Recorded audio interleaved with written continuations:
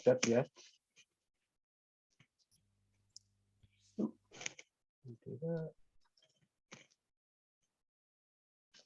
I should be trying to share my screen a second. There we go, slideshow from the beginning. Yeah, we can see it. Yeah, is that popped up? Is that as just Yeah. as the screen, no speakers notes or anything, Alan, is there? No, that's just the screen. That's fine. Cool. That's fabulous. I'll try and keep an eye on the people I can see and keep this to time. Yep, I'm going to cover sort of regulation. So that question I asked Tim was very specific. In that I think regulation is really, really important in the world. It's what keeps us safe. But can it support self-improving systems, and can it actually encourage innovation, or is it just about keeping the lid on things and punishing the guilty? I just want to sort of run you through some things. This came from a conversation with Zena and a few other people about some small experiments we've been trying around to look at can regulation actually encourage an innovation process, which is why we're here. In terms of some of the things I'll cover, I mean, why am I here? It's to answer that question. But just to reiterate that point, regulation really does shape a lot of what we do. And there's a fantastic quote, and I don't know if Alan's going to shout the answer to this, but what's the end of this sentence, Alan? What gets measured? Somebody give you an answer? Gets done. Gets done. Fantastic. Thanks. Yeah, sorry, a bit slow to the party. That's all right. I'm sure everyone else was, hopefully everyone else was shouting that. But that notion of what gets measured, what gets regulated in the world tends to lead to what happens, and that influences things like improvement and innovation. I mean, why I'm here, why are the auditors here? I work for AuditWales. I think we are our standard audit organisation. We audit the accounts of Welsh Government and 17 billion or so of expenditure that happens there, but we're also quite unique amongst audit institutions in that beyond assurance, we go into this space of an explain and inspire, and the inspire notion that we will empower public services to improve. I think that's pretty unique amongst audit bodies amongst the world. It might be something you might see in private sector accountancy businesses, but in terms of public sector auditors and core audit work, that's quite a unique prospect. So it's reflecting on what some of that means for us as well. How I'm going to talk about some of this, I just want to talk about some of the context of how regulation works broadly, some of these little experiments we've tried, and I'm going to introduce you to a fabulous phrase of homologation. Stuart knows what that means. Some of you others you might, and it's not sort of a new name for the fruit smoothie I've just invented, which I'm drinking a lot of purple this week. So yeah, so just a little bit about me, about what I wanted to, why I might be in a position to talk about this. I've worked in regulation basically all of my career. So I started from the pointy end. I started in environmental regulation, and literally at the pointy end, my second day in work was in fisheries enforcement, and someone held a knife to my chest. So it's been uphill since there. But that bit about seeing what regulation is from someone at the pointy end through to where we are now. And I'm going to introduce some phrases like generative regulation in a moment, which this fits into this space. I'll just talk a little bit about this generative regulation community of practice I'm involved in. So that's the sort of broad gist. Just about, can regulation support innovation, self-improving systems? My big answer is it depends. And it's largely because this is a dance that depends on three things: purpose, context, and the relationships. And none of these is a sort of binary choice. There'll be a sort of spectrum of things moving in this space. But the dance, will regulation help you to improve? Will it help you to innovate? Some of that depends on the purpose of the regulator, why they've been set up, and what they do. If they're about catch and punish, that's going to be something different to if they're there to help improve, or they've got a very specific focus on improvement. The context, if what you're working in, if it's a calm and settled environment, there may well be a different relationship to sort of if there's chaos and a great threat of danger. So there'll be a different approach to innovation and improvement in those spaces.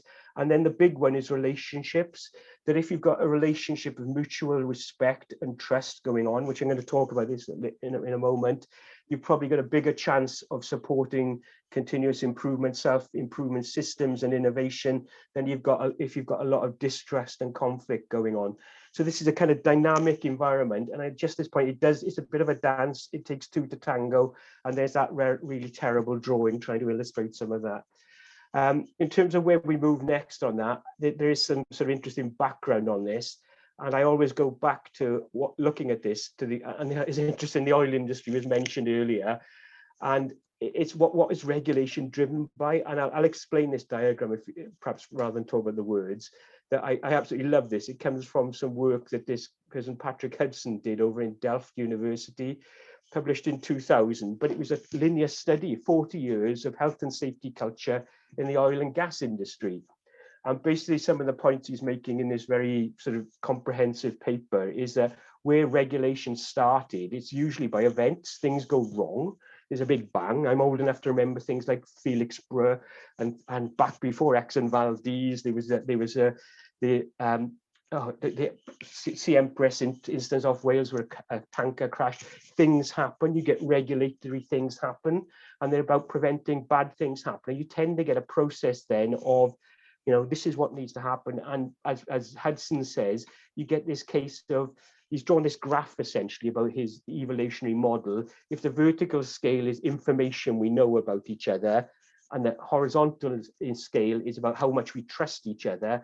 At this bottom left-hand corner, he's talking about there are pathological relationships, and basically the regulator's out to catch you doing wrong and punish you. And the person on the other side who's being regulated, who just gets on with it and hides as much information and does their own thing. And it's about not getting caught. And then he has these progressive scales you go through of, as we trust each other a bit more, we share a bit more information, you move through to it where, we've got systems in place and we manage all the hazards, but there's still a little bit of, not everything's shared, which there's space at the top where there's high trust, loads of information shared. Basically, safety is how we do business around here. The operators on oil rigs and processing plants and things like that would basically run the show. They were ahead of the regulators in the practices they put in place to ensure health and safety. And that sign that says, there were no incidents on this site for the last 6,003 days, that's where that kind of culture comes from. And that's quite an interesting place about where you get to in a generative culture. I mean, back to the sort of words that are on the slide about that events drive lots of regulatory practice. There's also the bit about, in lots of the world I work around, things perhaps like social care and other things, that it's policy drives them. So governments create rules, set a policy, and this is what society needs, and you set the rules to change that behavior. So you think about things like smoking legislation and the enforcement of that. It's to improve public health. A tax on sugar is to improve public health. The alcohol tax we have in Wales, which means people now drive to Bristol to buy their beer and drive back home. I mean, that is about stopping us drinking as much in Wales to improve our health. So there's policy decisions and people, check up on that. There's other bits about sort of the assurance element, and there are two kind of sides to some of this. I think that a bit about the compliant desire to have compliance and to see it, and there's an element sometimes of that about we don't trust you, so we're checking up on you. But I think back to that generative stuff, what you see in a lot of the commercial space is people actually say we can be trusted, and they go beyond it and say we have quality assurance processes that if you're going to buy our car or our product, we can be trusted because we comply with this quality assurance process. So it's a sort of complicated space. But the question I was going to ask is why isn't why isn't regulation always generative? And this is a really complicated slide. It's linked back in the you can get hold of it on a blog post I've written. But what I've distilled it down from is a huge piece of work that was done on the Health and Social Care Regulator in England, the Care Quality Commission. So the King's Fund and Manchester University looked at them and said they wanted to look at the impact of regulator activity on provider performance. The bottom line on that was that there was no sort of correlation between hard regulatory activity and the providers getting better. And the basic message around that was that it was boiled down to relationships, and it was more than one way to do things. And that was a really interesting sort of piece of work. The one bit I put from my own situation is that it talks about regulatory impact mechanisms. And some of them in lots of regulatory spaces. We use the top two. We tell people what to expect, we inspect them, and then tell them how to get better. There are 6 other things that this report identified. Things like sharing information, supporting community of practice, working with stakeholders, but also this thing about systemic work, that you will work wider across, you work across the wider system to see improvements across it. And that's something that's fitting into this community of practice I'm involved in at the moment, that talking about system stewardship. So if you're a regulator, how do you work across the system to help it improve? But I say, my colleague Sam looked at this and he said, don't forget to mention that not everyone in the world is nice, which not everyone else is. And this is a dynamic process, and it's a dynamic situation, that why we don't have generative relationships everywhere is not all providers are well-behaved and good people. And sometimes, a bit like why you need the police to chase the bad people down, there is a space for some activity does need to be picked up in, because it's not done in good faith. So that's a bit of that. I'm just going to skip on to something about the conflicts around generative regulation and why it isn't everywhere. Here's a really specific question. This is the interactive bit, by the way. Excuse me. I've got a question for you that is a really specific one, that your system, and I think this can apply to anyone's system, that your system has been carefully designed to produce quality assured standard products that meet customer requirements. This is supported by a fully auditable practice that guarantees compliance with international standards. Does that play in pharmacy, Sina? Yep. Does that play in MOD production of vehicles that come through your door, Stuart? Is he still there? I don't. Does it, basically, the question to everyone is, does this apply to the world you work in? And if anyone says no, we'll have a conversation. But the gist is, I'm saying, if this is the case, that we've got these systems behind us driven by and large regulatory processes, whether they're imposed on us or we choose to bring them in because they ensure quality, the question I've got back to you, if that's going on, is there any space for deviation from that best practice and learning from any beneficial failures that happen? And Zina. I mean, I'd say if I think about the R&D side of pharmaceuticals, we learn from failure all the time because we have to develop so many initial, compounds that, I mean, I wasn't based on the R&D side, obviously I was on the commercial side, but we live on failure because actually you have to fail to actually succeed.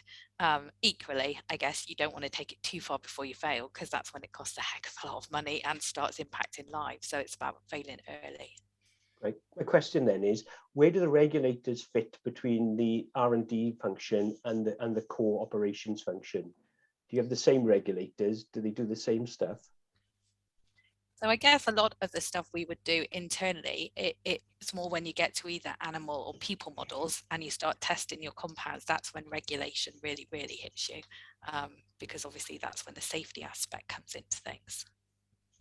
Okay, great. Does anyone else kind of want to have a chip in on that question? Can you see anyone, Helen? Oh, John. Hello, John.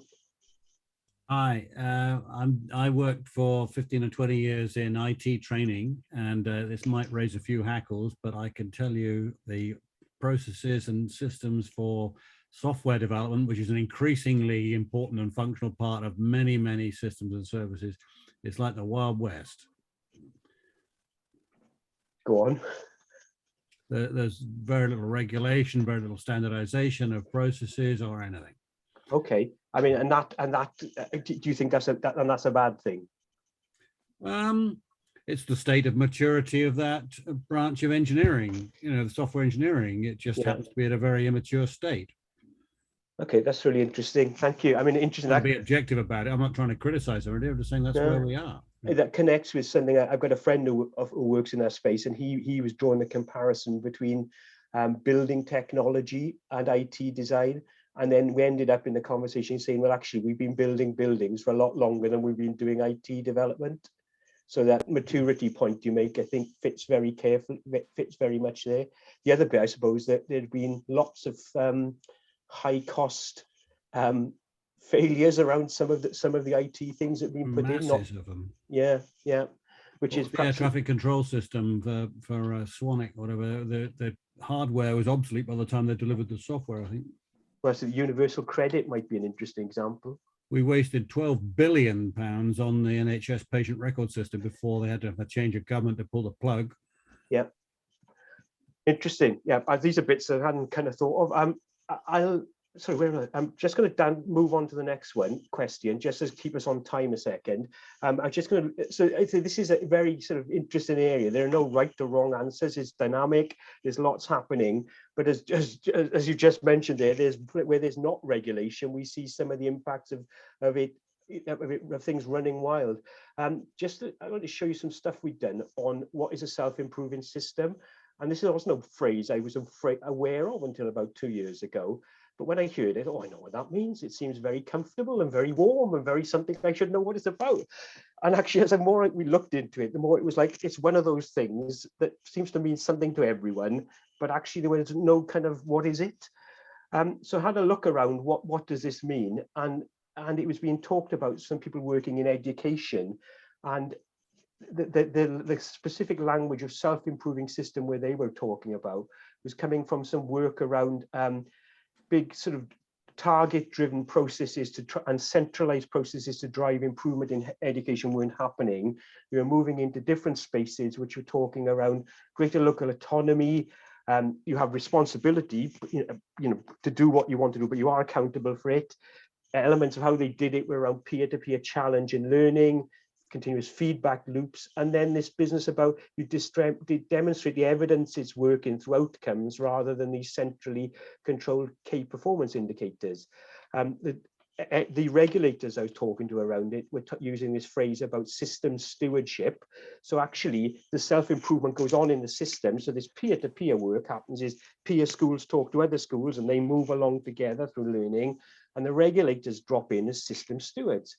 And as part of that, they don't go in and do hard, high-stakes inspections. It's a more of a dialogue-led approach. So they're having conversations with the system. How do we move it? So we're thinking, what does this mean? This sounds familiar. How do we get into this space and think about it? So I started asking some questions and trying to explore, what does this mean? So we ran a little experiment and tested people on some ideas about what we thought were 5 sort of typical self-improving systems. And I'll show you some of the results of that. One of the things I'll just jump this slide. I'll come back to that in a moment. This was the results of the sort of experiment we ran. And there were about 50 people over 2 sessions that got involved in this. Quite a lot of regulators, quite a lot of people, so senior leaders around the education space. And we talked to them about what I thought were standard improvement systems in business, and said, what would be the cost of maintaining this? And how would be difficult would this be to maintain? So how difficult would it be to implement, and how much would it cost to keep going? And sorry, Chris, just before you move on to discuss this, sorry, I noticed there was a hand up from John, John? On your previous slide. Oh, sorry, John, is that, are you still there? It's just a small point. Sorry, it's me again. You're talking a lot about regulators, and that's a very important part of this. But in many well-regulated industries, there's a clear separation between the accident investigation people and the regulation. So, for example, in aviation in this country, the AAIB is separate from the CAA. And in the States, you've got the NTSB, which covers all forms of transportation, is separate from the FAA. And they investigate and make recommendations. So I think there's 2 parts to the public bodies. It's not just the regulators, it's often the accident investigation people have to be separate. Thanks, John. Yeah, it's interesting. I did try to do a bit of a mapping of just how many regulatory bodies there were across Wales, and it's everything from, I say, even when you get into things like food safety, from food safety to nuclear protection, and complications in between. Thank you. In terms of on this one, we ran a quick sort of test about it, and these are the results from it. The bits about the labels we've given on each one of those. The improvement science one was very much about lean, Kaizen, Six Sigma, total quality management, all these things that sort of you've been around a long time, is how do you do improvement in an organization from a very kind of scientific approach. And I ran through some of those and said, got people to score them. The other one, social systems. This was things like communities of practice, benchmarking clubs, peer-to-peer collaboration. Some of the other things we've seen, some quite common in some of the health systems in around some of the stuff I'd seen in the northeast of the United States. Accreditation schemes, that was a reflection on things like international standards, British Standards Institute, things where, I mean, indeed, Ideas UK's accreditation scheme put in that space about people go out and say, this is what we're doing, it's been accredited by someone that's checked. Governance frameworks, every organization has one. Things like internal audit, in theory, driving process for external audit, how do we improve? And then finally, I put in staff idea schemes.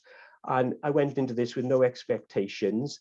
And this small experiment generated these results. And the bits we drew from it was quite, so we asked these people to score. So they weren't inexperienced people, they'd been around the block, they were kind of at assistant director level or above, most of them. And what was interesting that the general bit was improvement science type led approaches were the hardest to implement and the hardest to maintain, which struck us as quite sort of wasn't expecting that at all. And then next in line came things like accreditation schemes, and some of them had some stories to tell about what a pain it was to go through their accreditation scheme and how much hassle it was every year to keep it running. Then they kind of put governance frameworks, and then social systems, things like communities of practice, benchmarking clubs, the stuff where people get to talk together and share information informally. Those were sort of things that were less difficult to implement and less costly to maintain. And then the ones that were least difficult and least costly were staff idea schemes. Interestingly, both Zena and Stuart said they haven't tried running one in practice, was their response on that. But it was just an interesting little experiment that made us think, what is going on here? So the people who've been around and seen it, this is some of the feedback they had. It was just feeding back a little bit of that before I take you on to some other stuff. But it's just reinforcing that bit about from what the work that was done on this Care Quality Commission and others, that relationships and person-to-person stuff is really important in this space. Let's pause there before I move on to the other one. Any does that startle anyone, Zena? I wouldn't suggest that implementing an idea scheme was the easiest to do, or maybe the implementation is, but it's the getting it running efficiently that's slightly harder. Yeah, which is that was so I say this was a small experiment, don't trust our results, we were just probing the space. But it is really interesting though. I think it is a really interesting piece of work. Yeah, so we're thinking about what to do more with that. And just moving on to the next one, I promised you some homologation. And this is homologation. So this is, I'm trying to think of who first introduced this to me. It was a bunch of F1 engineers. And I sat listening to some of them talk, and it was, and someone suddenly sort of started talking about homologation. They got the most excited bunch I'd ever seen at that point in time. And I'm not a big F1 enthusiast at all. I mean, I don't really watch it, but they went on to say, this is the bit that's really important. And is John going to say something, John? My understanding of homologation is it does apply to cars in particular, but not so much Formula One. I think if you want to sell a car publicly in the UK, as a car man, you have to give the government so many tens of these cars and they smash them up and test them, crash test them and all the rest of it. And for example, in rallying, there are certain classes of rally races which are only eligible to homologated cars. Yeah. And they have to have gone through that government testing. Yeah, that's my understanding. Yeah, it's a fascinating topic, which I'd never really thought about the bit that got me was and the bit the engineers spoke about, and how they were very interested about how the rules were driving innovation. That how they expressed it was, we have a very stable marketplace with people like Mercedes-Benz and other people who've other manufacturers kind of got this down to the fraction of an inch, or sorry, a fraction of a percentage of how these cars and things run. They're going to do really well, and there's no space really for the kind of innovative stuff that's going on. And then the people in charge change the rules, and they say, do you know what? We're not going to allow you to have a fuel tank of that size next year. You've got to recover this. You've got to start recovering energy from brakes. And I think, oh my goodness, disrupts the market. Suddenly, the small engineers come in who are far more agile and flexible, develop something, and it then goes into mainstream production. That was the kind of gist I was given by them. They got very excited telling me about that. and I looked into it a bit more, and I asked a question recently. I had to use Twitter to ask it, saying, can you use a sort of regulatory board to force innovation in a space? And amongst the sort of engineering car examples came a number of other people from sport popped in, but then other people in other spaces said, actually, if you think about it, this is what's happened about raising housing standards. So things like the electrical standards in housing. I'm involved in a housing association. We are constantly upping the standards of the electrical supply in the houses and the gas boilers because the regulation pushes us. But coming alongside that, we've got suppliers who are offering different types of gas boilers. So these things like the hydrogen ready gas boilers have come through that route. Recycling in Wales, the government changed the rules and said to the local authority, you've got to hit a 75% target on recycling. They came up with all sorts of innovative processes about how they'd hit it. And you're thinking, is this the space of homologation? And then some other people pop some stuff in the response about healthcare, about changing the standards on some waiting times. And people came up with other innovative methods about how they met those standards. So the question about sort of homologation and the regulators in that space is, could this be used more explicitly and widely to kind of force innovation? So coming back to my question, what has regulation got to do with any of this? And I suppose I'm just wrapping it up now, is that it depends on kind of, all these things of, if your purpose, if it's about catch and punish, or if it is about improvement, perhaps you are in that space that's pushing improvement and innovation. The business about context matters. If you're in a really dangerous place about nuclear stuff, I probably wouldn't be happy if you are pushing it too far. So you've got to manage the context, and relationships really matter in this space. And I think going back to that work that the care quality was done with the Care Quality Council, that really demonstrates it, because it really does kind of take two to tango. And I would say, there's a lovely quote that the future is already here. It's just unevenly distributed. And actually, if you look around some of the regulatory stuff and the stuff I see in that community of practice, there's some really good stuff about regulators working in that generative space, moving us on. And I think that's it, basically. Am I on time, Zena? Thanks, Chris. Yeah, perfect. And I think there was a couple of comments in the chat from Craig as well around kind of car emissions and things have really kind of pushed us towards electric vehicles, haven't they?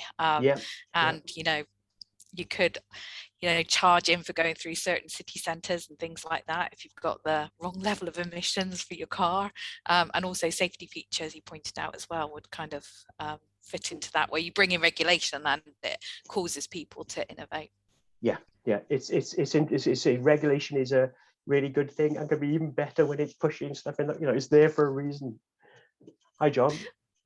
Me again. So I think it depends on the nature of the regulation.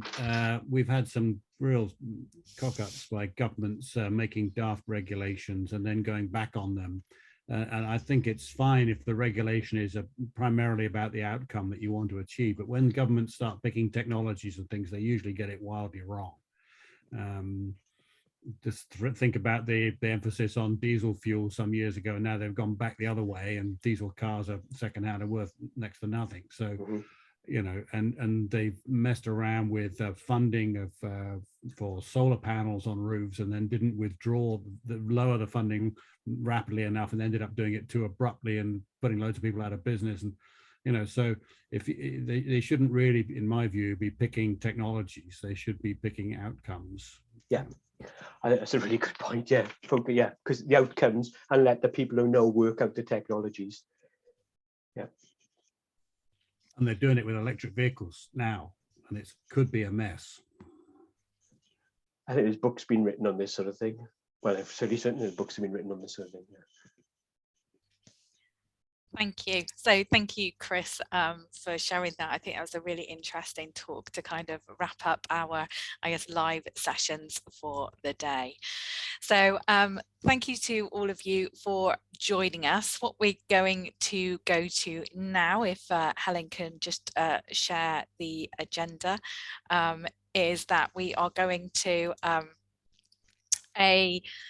another of our pre-recorded knowledge nuggets that you're welcome to stay on for. So that's going to kick straight off. We're going to have a short, maybe 5-minute break, just so you can grab another coffee, and then we'll head into our knowledge nugget. And then at 1 o'clock, do rejoin us, because we are having a few of our Ideas UK members, our advisory board members, join us. So do bring your toughest questions to quiz them. So we've got a few of our presenters over the last 2 days back with us again, and they will be there to answer your questions. So bring your sandwiches, bring your questions, and we look forward to seeing you back at 1 o'clock. Jane says be gentle, but I don't think you should be too gentle. No, I think you should just go for it and ask all those tricky questions you've been dying to ask.